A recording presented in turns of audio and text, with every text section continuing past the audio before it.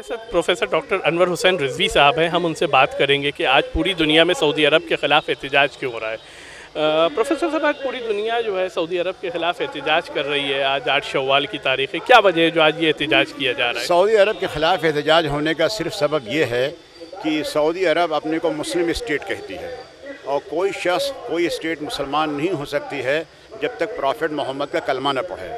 Prophet Mohammad के पोते और प्रॉफेट मोहम्मद की अकलौती बेटी की कब्र को सऊदी अरब ने 1926 में डिमोलिश कर दिया और वो कब्र धूप में पड़ी हुई है। लिहाजा हम उनके फॉलोअर्स हैं और हमारा एहतजाज, हमारा प्रोटेस्ट ये है कि जितनी जल्दी मुमकिन हो सके उसका रिकन्स्ट्रक्शन हो, उसको दोबारा बनाया जाए। इसी वजह से हम लोग एहतजाज करते हैं।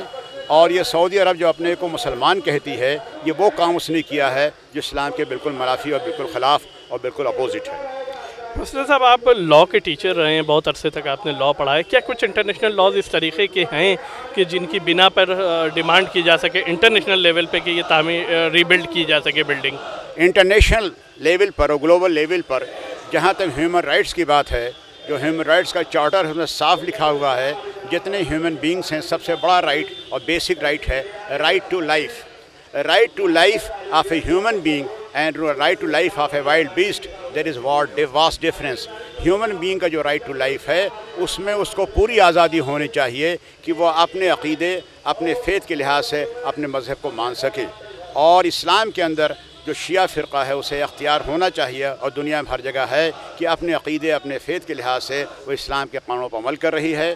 ये कबूर जो कि ये जो ग्रेव्स और जो कब्रें गिरा दी गई हैं, हम लोग जाते हैं, एहतराम इज़्ज़त की निगाह से देखते हैं और उसकी ताज़ीम करते हैं, वहाँ पर दुआएँ करते हैं। इस तरीक़े से हमारे राइट टू लाइफ जो है और right to follow the religion है उसको उससे हमें महरूम किया जा रहा है। एक आखिरी सवाल आपसे और ये करना चाहेंगे कि ये आप लोगों की डिमांड है जन्नतुल बक़ी के रीबिल्ड करने को लेके, लेकिन जो इम्पेरियलिज़म है, जो साम्राज्यवादी ताकतें आज वो सऊदी अरब के साथ ही खड़ी हुई नज़र आती हैं और ह्यूमन राइट का परचम भी बुलंद करती हैं और सऊदी अरब के साथ भी खड़ी नज़र आती हैं। आप इसको किस तरीके से देखते हैं? There is a vast repugnancy, that is a vast contradiction.